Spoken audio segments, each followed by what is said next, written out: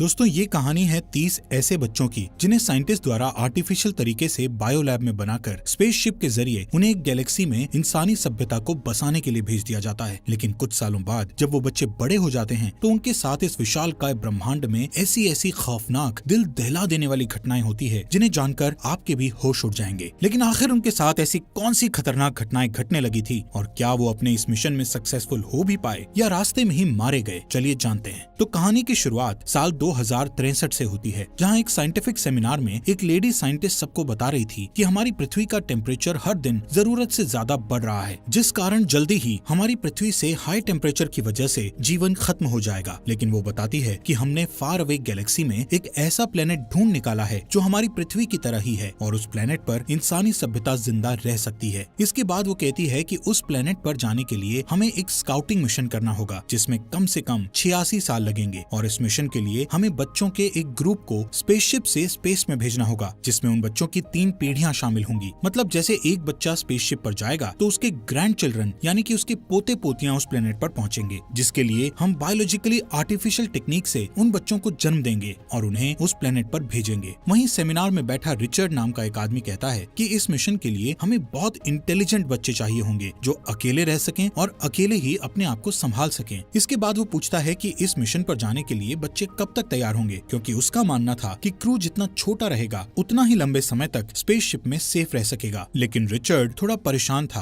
कि ये mission successful होगा भी या नहीं। इसके बाद वो उस लैब में जाता है जहां बच्चों को रखा जा रहा था। लैब के अंदर जाते ही वो एक प्रोटेक्टिव सूट पहनता है और उन बच्चों के पास जाता है। जैसे ही वो बच्चे रिचर्ड को देखते हैं तो खुश होकर भागते हुए उसके पास आकर उससे गले लग जाते हैं। वहाँ पर रिचर्ड एक बच्चे को मॉनिटर पर कुछ एजुकेशन के बारे में सिखाता है। उसके बाद वो क्रिस्टोफर, सेला और जैक नाम के बच्चे को बेड पर सोने के लिए लेटा देता है। यहाँ पर जैक उसे बताता है कि उसे रात में डर लगता है, लेकिन रिचर्ड उसे कहता है कि डरने की कोई जरूरत नहीं है, तुम बिल्कुल सुरक्षित हो। अगले दिन रिचर्ड उस लेडी साइंटिस्ट के साथ बात करने जाता है और कहता है कि मुझे लगता है कि मुझे भी इन बच्चों के साथ इस मिशन पर जाना चाहिए ताकि मैं इन बच्चों का ध्यान रख सकूं। लेडी साइंटिस्ट ये सोचकर रिचर्ड के लिए हाँ कर देती है कि अगर रिचर्ड इस मिशन में शामिल होता है तो ये मिशन 7 साल की बजाय सिर्फ 4 साल में पूरा हो जाएगा। इसके बाद हम इस मिशन को रिचर्ड के साथ लॉन्च होते हुए देखते हैं, जहाँ पर सबसे पहले वो सभी बच्चे स्पेसशिप में जाकर अपने अपने रूम में चले जाते हैं। वहीं रिचर्ड स्पेसशिप की विंडो से आखिरी बार पृथ्वी को देखता है। इसके बाद हमें 10 साल आगे का सीन दिखाया जाता है, जहाँ पर अब ये सभी बच्चे बड़े होकर टीनेजर्स बन चुके हैं। वो सभी बच्चे अपने दिन की शुरुआत एक साथ ही स्टार्ट करते हैं। वहीं सबसे पहले उन्हें सेकंड जनरेशन के लिए फर्टिलाइजेशन के बारे में सिखाया जाता है, जो कि उनके 24 साल के होने पर ही शुरू होनी थी। मतलब जब वो 24 साल के होंगे तब वो आपस में इंटीमेट होकर नए बच्चों को जन्म देंगे और वो उनकी सेकंड जनरेशन होगी। यहाँ पर वो सभी टीनेजर्स एक रोबोट की तरह ही रहते थे, जहाँ पीने के लिए उन्हें एक ब्लू लिक्विड दिया जाता था। जब क्रिस्टोफर और जैक नाम के टीनेजर्स एक साथ म्यूजिक सुन रहे होते हैं तो सेला स्पेसशिप की विंडो से बाहर स्पेस की तरफ देखती है, जिसके बाद वो रिचर्ड से बात करने जाती है और उसे कहती है कि क्या हमारी लाइफ की कोई इंपॉर्टेंस है, हमें स्पेसशिप में जिंदा मरने के लिए क्यों छोड़ दिया है। रिचर्ड सेला को दिलासा देने की कोशिश करते हुए अपने दादा दादी की तस्वीरें उसे दिखाता है और उसे बताता है कि तुम्हारी जिंदगी की भी उतनी ही इम्पोर्टेंस है जितनी धरती पर रह रहे इंसानों की है। उस रात क्रिस्टोफर को नींद नहीं आ रही थी, जिससे वो स्पेसशिप की आवाज बड़े ध्यान से सुनने लगता है। अगले दिन रिचर्ड क्रिस्टोफर के साथ हाइड्रोफोनिक्स बे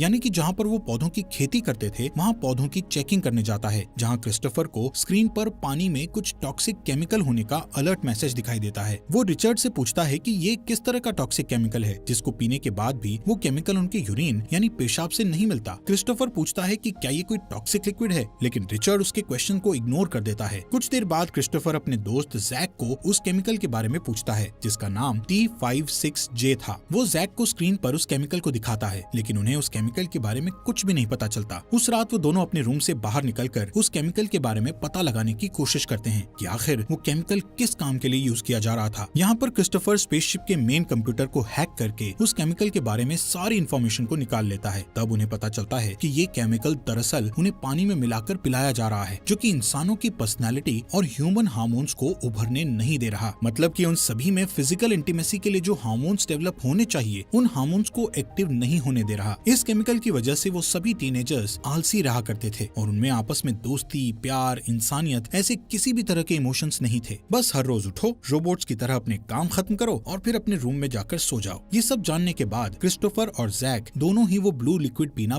बिल्कुल बंद कर देते हैं और इस केमिकल के बारे में जूली और काय को भी बता देते हैं। हैं। इसके साथ ही वो उनको ये भी बताते हैं कि इस स्पेसशिप में एक सीक्रेट कंपार्टमेंट है जो हमसे छुपाया जा रहा है। यहाँ से क्रिस्टोफर सीधा रिचर्ड के पास जाकर स्पेसशिप में छुपे उस सीक्रेट कंपार्टमेंट के बारे में पूछता है, जिस पर रिचर्ड उसे बताता है कि वो कंपार्टमेंट सिर्फ थर्ड जनरेशन के लिए बना है। क्रिस्टोफर के वहाँ से जाने के बाद रिचर्ड अर्थ पर एक मैसेज सेंड करने की कोशिश करता है कि क्या वो यहाँ मौजूद सभी बच्चों को अपने बारे में सब कुछ बता सकता है, ताकि यहाँ सभी लोगों के मन में उसके प्रति विश्वास बना रहे। लेकिन उसके इस मैसेज को धरती पर पहुँचने में कम से कम 2 महीने का टाइम लगना था। अगले दिन जब सभी लोग खाने की लाइन में लगे हुए थे तो सेला के पीछे खड़ा क्रिस्टोफर उसके बारे में लव की फीलिंग्स को महसूस करता है, क्योंकि वो अब सेला को पसंद करने लगा था। जब सभी टीनेजर्स लंच कर रहे होते हैं तो क्रिस्टोफर सेला को ही प्यार से देखता है, लेकिन तभी उसका दोस्त जैक सेला के पास जाकर कहता है कि मैं तुम्हें बहुत प्यार करता हूँ। उसी समय रिचर्ड वहाँ आता है और देखता है कि जैक ने सेला का हाथ पकड़ रखा है, जिससे वो जैक को सेला का हाथ छोड़ने के लिए कहता है, क्योंकि ये उनके रूल्स के खिलाफ था। इसके बाद जिम में क्रिस्टोफर और जैक का आपस में झगड़ा हो जाता है, जहाँ गुस्से में जैक जोर जोर से चिल्लाने लगता है। वहाँ मौजूद सभी लोगों को कुछ समझ नहीं आ रहा था कि आखिर वहाँ चल क्या रहा है। यहाँ पर जैक और क्रिस्टोफर में ये सभी फीलिंग्स इसलिए आई थी क्योंकि उन्होंने वो ब्लू लिक्विड पीना बंद कर दिया था। इसके बाद वो स्पेसशिप की आवाज सुनते हुए ऑब्जर्वेशन रूम में चले जाते हैं, जहाँ पर वो अपने एक क्रू मेंबर को देखते हैं। ये दोनों उस क्रू मेंबर से पूछते हैं कि स्पेसशिप में ये नॉइज साउंड किस चीज से आ रही है, जिस पर वो क्रू मेंबर उन्हें बताता है कि ये नॉइज किसी तरह की एलियन लाइफ फॉर्म की हो सकती है जो हमारी स्पेसशिप पर अटैक कर रही है। वहीं दूसरी ओर सेला रिचर्ड के केबिन में थी, जहाँ वो अर्थ से लाए हुए सूखे पौधों को देख रही थी कि कहीं वो खराब तो नहीं हो गए। तभी जैक और क्रिस्टोफर को उन दोनों की बातें हल्की हल्की सुनाई देती हैं, जिससे वो उनकी आवाज का पीछा करते हुए उस केबिन तक पहुंच जाते हैं, जहां पर जैक रिचर्ड को सेला के कंधे पर हाथ रखे हुए देखता है, जिसे देखकर उसे काफी जलन होती है। नेक्स्ट डे रिचर्ड उन सबको इकट्ठा करके उन्हें कहता है कि हमारी स्पेसशिप के बाहरी ट्रांसमीटर्स में कुछ प्रॉब्लम हो गई है, जिससे हमारी स्पेसशिप का अर्थ से कनेक्शन टूट गया है। रिचर्ड जैक से कहता है कि हम दोनों स्पेसशिप के बाहर जाकर उस खराब ट्रांसमीटर को सही करेंगे, इसलिए तुम जल्दी से स्पेस सूट को पहन लो। बाकी के लोग स्पेसशिप के अंदर से ही ट्रांसमीटर को जोड़ने में लग जाते हैं। वहीं जैक स्पेस सूट के बहाने सेला के पास चला जाता है। सेला जैक को स्पेस सूट के बारे में थोड़ा बताने लग जाती है कि तभी जैक उसको गलत तरीके से टच करने लगता है। अचानक वहाँ रिचर्ड आ जाता है और जैक को पकड़कर नीचे गिरा देता है। रिचर्ड को गुस्से में देखकर जैक वहाँ से भाग जाता है और उसके पीछे रिचर्ड भी भाग रहा था। रास्ते में रिचर्ड फीबी को देखता है, जो उसे बताती है कि जैक और क्रिस्टोफर ने ब्लू लिक्विड वाटर पीना छोड़ दिया है। इसके बाद वो क्रिस्टोफर के पास बात करने जाता है, लेकिन वहाँ पर उन दोनों में उस लिक्विड के बारे में काफी बहस होने लगती है। रिचर्ड क्रिस्टोफर को बताता है कि ये लिक्विड ठीक इसी तरह के बिहेवियर को रोकने के लिए बनाया गया है, जैसा उसने अभी जैक को करते देखा है। इसके बाद थोड़ा शांत हुआ रिचर्ड क्रिस्टोफर से ट्रांसमीटर को ठीक करने में उसकी मदद मांगता है, ताकि वो वापस से अर्थ पर कनेक्शन करके इस मिशन को आगे बढ़ा सके। वहीं जैक कंट्रोल रूम के अंदर चला जाता है। उधर रिचर्ड और क्रिस्टोफर स्पेस सूट पहनकर स्पेसशिप से बाहर जाकर ट्रांसमीटर को ठीक करने लगते हैं। रिचर्ड ट्रांसमीटर के एक पार्ट को ठीक कर रहा होता है, तो वहीं क्रिस्टोफर दूसरे पार्ट को। उसी समय स्पेसशिप के अंदर सभी उन दोनों को स्क्रीन पर देख रहे होते हैं। अचानक वो सभी स्क्रीन पर देखते हैं कि एक ब्लैक शैडो बाहर स्पेसशिप में रिचर्ड की तरफ जा रही है, जिससे रिचर्ड और क्रिस्टोफर को एक बहुत बड़ा झटका लगता है, जिस वजह से रिचर्ड स्पेसशिप से दूर जाने लगता है। वहीं शिप के अंदर सभी को वाइब्रेशन फील होती है, जिससे सभी डर जाते हैं और किसी को भी पता नहीं था कि ये आखिर क्या था। तभी अचानक कंट्रोल रूम के अंदर आग लग जाती है, जिसे वो लोग जल्दी से बुझाने की कोशिश करते हैं। वहीं क्रिस्टोफर जैसे तैसे रिचर्ड को खींचकर स्पेसशिप के अंदर ले आता है। वो लोग रिचर्ड को मेडिकल रूम में ले जाते हैं। यहाँ पर मेडिकल टीम सेला के साथ रिचर्ड को होश में लाने की कोशिश करती है, लेकिन उससे रिचर्ड को कोई फर्क नहीं पड़ता। जब सेला, जो कि मेडिकल के बारे में सबसे अच्छे से जानती थी, वो सबको कहती है कि रिचर्ड मर चुका है। इसके बाद सभी क्रू मेंबर्स एक साथ इकट्ठे होते हैं, जहाँ उनमें से एक मेंबर कहता है कि उसने ये सब होने से पहले मॉनिटर में कुछ अजीब सी आवाजें सुनी थी, जैसे कि कोई एलियन फॉर्म रिचर्ड की बॉडी के अंदर चली गई हो। ये सुनकर फीबी रोने लग जाती है। तभी क्रिस्टोफर उन्हें दिलासा देते हुए कहता है कि अगर हम सभी एक साथ रहेंगे तो हम सब कुछ ठीक कर सकते हैं। इसके बाद ऑटोमेटिकली स्पेसशिप का सिस्टम रिबूट होता है और सभी लोग सीसीटीवी फुटेज चेक करते हैं, जिसे ओपन करने पर उन्हें पता चलता है कि सिस्टम में सारी की सारी कैमरा फुटेजेस डिलीट हो चुकी हैं। यहाँ पर अब उन्हें एक नया लीडर चाहिए था, जो उन सभी को सही तरीके से लीड कर पाए और वो अपनी मंजिल तक पहुँच सके।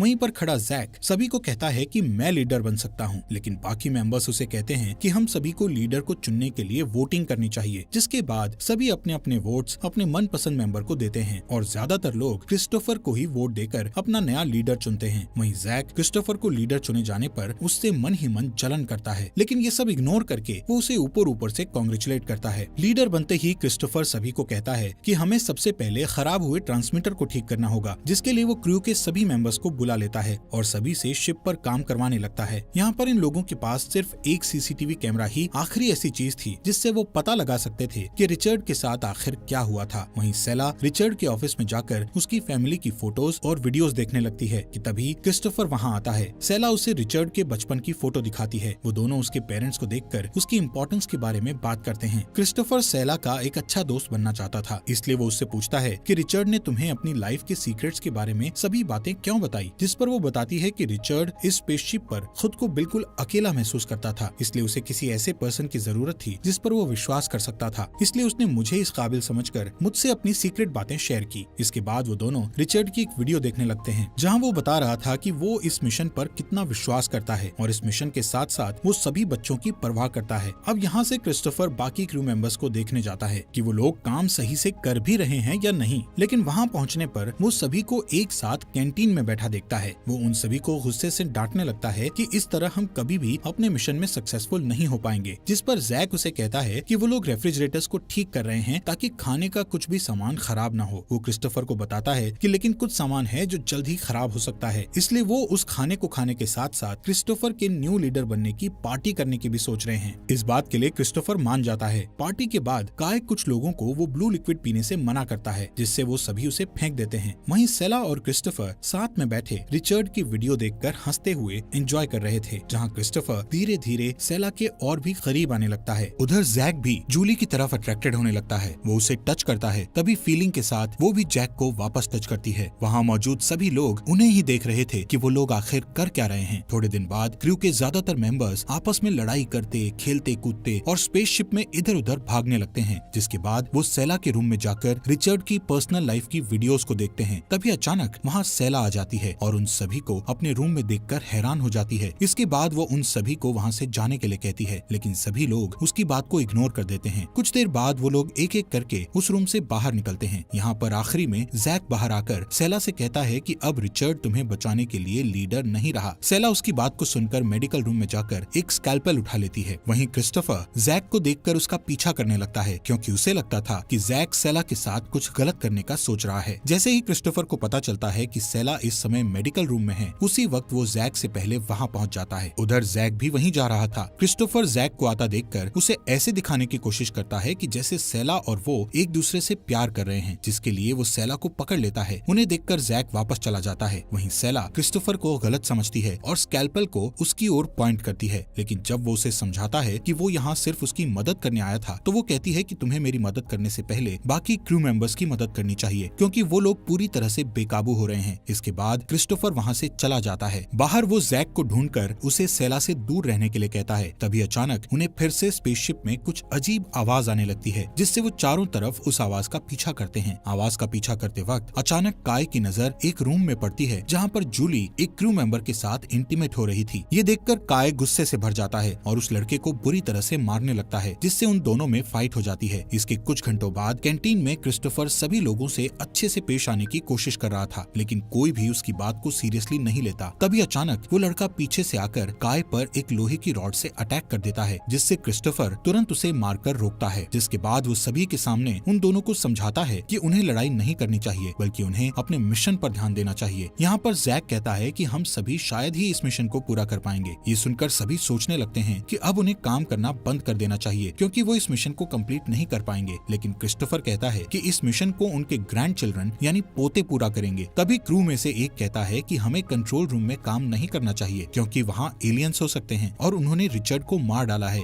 ऐसे ही वो हम सभी को भी मार डालेंगे। वो ये भी कहता है कि क्रिस्टोफर ही उन एलियंस को यहाँ पर रिचर्ड की बॉडी के साथ लेकर आया है, जिस पर फीबी कहती है सबसे पहले उन्हें सीसीटीवी कैमरास को ठीक करना चाहिए, ताकि वो सिस्टम में देख सकें कि रिचर्ड के साथ आखिर क्या हुआ था। लेकिन जैक उनकी बातों को काटता हुआ कहता है कि क्रिस्टोफर बिल्कुल भी अच्छा लीडर साबित नहीं हो रहा है और अब मुझे लगता है कि मुझे खुद ही इस स्पेसशिप को लीड करना चाहिए। वो सभी को बताता है कि अगर उन पर दोबारा एलियंस ने अटैक किया तो हम सभी साथ मिलकर उनका सामना करेंगे। ये सुनकर क्रू के बहुत सारे मेंबर्स उसके ग्रुप में चले जाते हैं, लेकिन अभी भी कई लोग क्रिस्टोफर के ग्रुप में रह जाते हैं। क्रिस्टोफर डरा हुआ अपने ग्रुप के साथ कंट्रोल रूम में चला जाता है, क्योंकि उसे लगता था कि वहाँ सच में एलियंस हो सकते हैं और वो उन एलियंस को खत्म करके ये साबित कर देगा कि वो एक अच्छा लीडर था। सबसे पहले वो खुद कंट्रोल रूम के अंदर चेक करने जाता है। वहीं दूसरी तरफ जैक और उसका ग्रुप भी हॉलवेज से होता हुआ कंट्रोल रूम के दूसरी तरफ पहुंच जाता है और अंदर जाने लगता है। इन लोगों को नहीं पता था कि क्रिस्टोफर भी कंट्रोल रूम में है। वो लोग एलियंस को ढूंढते हुए अंदर की तरफ जाते हैं। इसके बाद कंट्रोल रूम के बाहर वाले ग्रुप को अंदर कुछ हलचल महसूस होती है। तभी जैक और काय डरते हुए तेजी से उस कंट्रोल रूम के बाहर आकर उस कंट्रोल रूम को बाहर से लॉक कर देते हैं। वो अपने ग्रुप वालों को बताते हैं कि एलियंस ने उन पर हमला कर दिया था। वहीं क्रिस्टोफर को कंट्रोल रूम में एक सीसीटीवी ड्राइव मिलती है। वो उसे सेला को देकर प्ले करने को कहता है। तभी उन्हें कंट्रोल रूम की फुटेजेस उस ड्राइव में मिल जाती है, जिसे देखने पर उन्हें पता चलता है कि रिचर्ड को जैक और काय ने कंट्रोल रूम के मेन कंप्यूटर से एक बहुत बड़ा इलेक्ट्रिक वेव शॉक देकर मार डाला था और फिर उन दोनों ने कंट्रोल रूम में एलियंस होने का झूठ बोलकर सबके मन में एलियंस का डर बैठा दिया था। यहाँ पर क्रिस्टोफर और उसका ग्रुप इस बात को छुपा कर रखने का फैसला करता है जब तक कि वो अपना अगला कोई फैसला ना कर लें। तभी क्रिस्टोफर और सेला उस ड्राइव को अपने कमरे में जाकर छुपा देते हैं। रात को क्रिस्टोफर सेला के साथ इंटीमेट हो जाता है। अगली सुबह जैक उन्हें जगाकर कहता है कि मैंने कैंटीन में आज पार्टी रखी है, इसलिए तुम अपने ग्रुप को लेकर वहाँ पर जल्दी से आ जाओ। थोड़ी देर बाद क्रिस्टोफर अपने ग्रुप के साथ कैंटीन में पहुँचता है, जबकि उसे कुछ पता नहीं था कि ये पार्टी क्यों हो रही है। लेकिन जैसे ही वो वहाँ पहुँचते हैं तो देखते हैं कि पार्टी तो पहले ही शुरू हो चुकी है। जैक क्रिस्टोफर और उसके ग्रुप को अपने साथ खाने के लिए कहता है और जैसे ही वो लोग खाने के लिए बैठते हैं तो जैक खड़ा होकर कहता है कि इसी वक्त से मैं अपने आप को यहाँ का नया लीडर डिक्लेयर करता हूँ। वहीं क्रिस्टोफर भी ये सुनकर खड़ा होकर मॉनिटर पर रिचर्ड के साथ हुए उस इंसिडेंट की फुटेजेस को चला देता है, जहाँ सभी उस फुटेज में देखते हैं कि रिचर्ड की मौत के पीछे जैक और काय का हाथ है और उन दोनों ने जानबूझकर स्पेसशिप में एलियंस होने का सबसे झूठ बोला था। इसके बाद क्रिस्टोफर कहता है कि हमें जैक और काय को रूम में बंद कर देना चाहिए। तभी जैक सबसे कहता है कि ये सब मैंने हम सबकी सुरक्षा के लिए ही किया है, क्योंकि असल में रिचर्ड की बॉडी के अंदर ही एलियन था जो हम सबको उस ब्लू लिक्विड से कंट्रोल कर रहा था और क्रिस्टोफर रिचर्ड को वापस स्पेसशिप के अंदर लेकर आया था। जैक उन सबसे ये भी कहता है कि अब वो एलियन स्पेसशिप के अंदर ही है और वो हम में से किसी एक की बॉडी में छुपा हुआ है, बस हमें उस एलियन को ढूंढकर मारना है। जिसके बाद जैक क्रिस्टोफर के ग्रुप में से एक लड़के को धक्का देकर कहता है कि मुझे लगता है कि इसकी बॉडी में एलियन है। ये सुनकर वो लड़का जल्दी से वहाँ से खुद को बचाने के लिए भाग जाता है और सभी उसके पीछे बड़ी तेजी से भागते हैं और एक जगह उसे नीचे गिराकर बेरहमी से मार डालते हैं। वहीं क्रिस्टोफर अपने ग्रुप को स्पेसशिप के बिल्कुल सुरक्षित कमरे में ले जाता है, जबकि जैक और उसका ग्रुप मेडिकल रूम में जाकर सभी नुकीले हथियार उठा लेता है। उधर क्रिस्टोफर अपने ग्रुप से डिस्कस कर रहा होता है कि अब उन्हें आगे क्या करना चाहिए। उनमें से कुछ कहते हैं कि उन्हें अब हार मान लेनी चाहिए। जैक के ग्रुप के पास हथियार हैं, लेकिन उनके पास कुछ भी नहीं है जिससे वो कुछ भी नहीं कर पाएंगे, इसलिए अभी उन्हें जानबूझकर हार मानकर जैक के ग्रुप में शामिल हो जाना चाहिए, जिससे वो बाद में किसी तरह जैक को पकड़कर मार डालेंगे। तभी सेला को याद आता है कि मैंने रिचर्ड की डायरी में स्पेसशिप में छिपे उस सीक्रेट कंपार्टमेंट की लोकेशन को देखा था और उस सीक्रेट कंपार्टमेंट में असली हथियार हैं। इसके बाद क्रिस्टोफर उस सीक्रेट कंपार्टमेंट में रेंगता हुआ चला जाता है, लेकिन जैसे ही वो अंदर जाता है तो उसे पता चलता है कि वो उस सीक्रेट कंपार्टमेंट के आखिरी दरवाजे को नहीं खोल पा रहा जिसमें हथियार हैं। अब यहाँ पर क्रिस्टोफर ने उस सीक्रेट डोर को खोलने के लिए काफी बार गलत पासवर्ड डाल दिया था, जिसकी वजह से वहाँ एक अलार्म बजने लगता है जो जैक के ग्रुप की मेंबर जूली और उसके साथी को सुनाई देता है और वो जल्दी से जाकर इसके बारे में जैक को बताते हैं। वहीं क्रिस्टोफर उस दरवाजे को खोलने के लिए कुछ टूल्स लेने के लिए बाहर आता है, लेकिन जैसे ही वापस जाने लगता है तो वहाँ वो देखता है कि जैक अपने ग्रुप के साथ हथियार चुराने के लिए सीक्रेट कंपार्टमेंट के दरवाजे को खोलने की कोशिश कर रहा है और फाइनली वो लोग कंपार्टमेंट के डोर को ओपन कर लेते हैं, जहाँ उन्हें बहुत सारे हथियार रखे मिलते हैं। वहाँ पर काय कहता है कि मुझे लगता है ये सभी हथियार उनकी थर्ड जनरेशन के लिए हैं, लेकिन जैक उसे कहता है कि ये सिर्फ हमारे लिए हैं। यहाँ पर क्रिस्टोफर के ग्रुप के दो मेंबर जैक से हार मानकर उसके ग्रुप में शामिल हो जाते हैं और वो जैक के पूछने पर बता देते हैं कि क्रिस्टोफर के ग्रुप के मेंबर स्पेसशिप में कहाँ पर छुपे हैं। वहीं सेला, फीबी और क्रिस्टोफर तीनों जैक के करीब जाने का प्लान बनाते हैं, जहाँ क्रिस्टोफर उन्हें कहता है कि हमें जैक के पास जाकर उसे मार देना चाहिए, लेकिन फीबी ऐसा नहीं करना चाहती। तभी सेला मॉनिटर पर जैक को उसके ग्रुप मेंबर्स के साथ वहाँ पर उन्हें मारने के लिए आते हुए देखती है। वहीं काय उनके रूम की लाइट कट कर देता है और वो लोग उनके रूम तक पहुँच जाते हैं। यहाँ पर सेला अपने ग्रुप वालों को उनसे लड़ने से मना करती है, क्योंकि जैक के ग्रुप ने उन पर अटैक करके उन्हें पकड़ लिया था। जिसके बाद सेला जैक से बात करने की कोशिश करती हुई कहती है कि मैं भी तुम्हारे ग्रुप को ज्वाइन करना चाहती हूँ, लेकिन वो लोग उस पर हंसते हैं और जैक उसे कहता है कि हम तुम्हें अपने ग्रुप में नहीं लेना चाहते, जिस पर फीबी उन्हें कहती है कि तुम सब लोग पागल हो गए हो।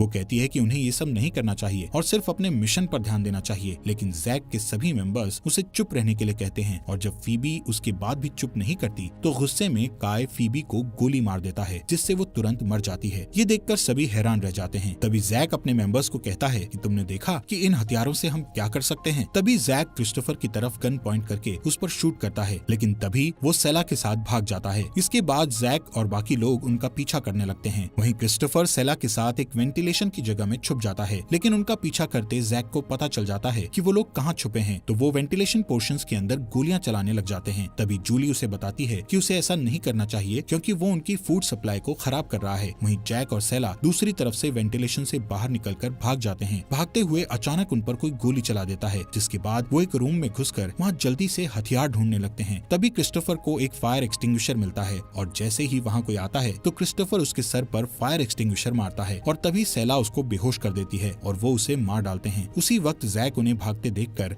उन पर अंधाधुंध गोलियां चलाने लगता है, लेकिन इस बार भी वो दोनों उससे बचकर भाग जाते हैं। भागते भागते वो दोनों एक एयरलॉक रूम में घुस जाते हैं। तभी क्रिस्टोफर सेला को जल्दी से स्पेस सूट पहनने के लिए कहता है और एयरलॉक की खिड़कियों को अच्छे से कवर कर देता है और खुद भी स्पेस सूट पहन लेता है। इसके बाद जैसे ही बाहर जैक उस एयरलॉक का दरवाजा खोलने के लिए उस पर फायरिंग करता है तो दरवाजे के साथ साथ एयरलॉक का हैच भी खुल जाता है और जैक के साथ साथ सारी चीजें बाहर स्पेस की ओर बहुत ही तेजी से खींची चली जाती है। तभी वो सेला को जोर से पकड़ लेता है और हैच को बंद करने के बाद उससे लड़ता हुआ उसे चाकू मार देता है। ये देखकर क्रिस्टोफर उसे हैच के बाहर स्पेस में धकेलने लगता है, लेकिन उनकी इस लड़ाई के चलते वो खुद ही स्पेस में खिंचा चला जाता है। वहाँ जैक क्रिस्टोफर के स्पेस में जाते ही हैच को बंद करने की कोशिश करता है, लेकिन तभी सेला अपनी पूरी ताकत लगाकर उसे बाहर की ओर जोर से धक्का देकर उसे भी स्पेस में फेंक देती है। तभी वो बाहर स्पेस में क्रिस्टोफर को बड़े दुखी मन से ढूंढते हुए देखने लगती है कि अचानक उसे क्रिस्टोफर स्पेसशिप के कोने को पकड़े हुए दिखता है। जैसे तैसे वो दोनों स्पेसशिप के अंदर आ जाते हैं और सभी को बताते हैं कि जैक अब नहीं रहा। ये सुनकर सभी अपने हथियार नीचे कर लेते हैं। इसके कुछ दिनों बाद जब सभी क्रू मेंबर्स कैंटीन में लंच कर रहे होते हैं तो सेला क्रिस्टोफर से पूछती है कि मैं इस बात पर कैसे विश्वास करूं कि ऐसा कभी दोबारा नहीं होगा। इसके बाद वो फिर से रिचर्ड की एक वीडियो को देखने लगते हैं जिसमें वो बता रहा था कि ये मिशन चाहे बुरा हो या अच्छा, इससे ये साबित होता है कि ह्यूमन बीइंग को अभी बचाना कितना जरूरी है। कुछ दिन बाद स्पेसशिप में फिर से लीडर के लिए वोटिंग होती है, जहाँ क्रू इस बार सेला को अपना लीडर चुनता है। इसके बाद सेला धरती पर भेजने के लिए एक वीडियो रिकॉर्ड करती है जिसमें वो कहती है कि अब से वो हर उस चीज के लिए वोटिंग करेंगे जो भी उनके लिए जरूरी होगी। वहीं सभी क्रू मेंबर्स अभी भी स्पेसशिप की रिपेयरिंग में लगे हुए थे और सभी एक साथ में बिल्कुल खुश होते हैं। कुछ महीनों बाद सेला क्रिस्टोफर के बच्चे को जन्म देती है और ऐसे ही सभी क्रू मेंबर्स ने अपने अपने पार्टनर को चुनकर अपनी जनरेशन को आगे बढ़ा लिया था, जिससे अब स्पेसशिप में कई सारे बच्चे दिखने लगे थे। ऐसे ही उन्हें अपने मिशन पर कई साल बीत जाते हैं और वो बच्चे इसी स्पेसशिप पर वैसे ही बड़े होते हैं जैसे उनकी फर्स्ट जनरेशन बड़ी हुई थी। अब इस मिशन को शुरू हुए 86 साल बीत चुके थे और आखिरकार वो उस प्लेनेट पर पहुंच जाते हैं जहाँ पर उन्हें अब इंसानी सभ्यता को बसाना था। यहाँ पर फर्स्ट जनरेशन और उनके बच्चे एक साथ स्पेसशिप की विंडो से उस प्लेनेट को देखते हैं। दोस्तों, आपके अपने YouTube channel Fox Explainer Hindi को सब्सक्राइब करना मत भूलना।